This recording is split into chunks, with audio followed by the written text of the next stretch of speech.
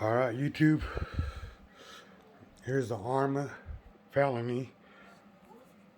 Originally comes as an S6. But as you can see, I have an exhaust system there. And there's a reason for that. It's going to go ahead and turn this over this way as carefully as possible. So I do have the other rear. I do have the other rear wheel and front as well, but look at that.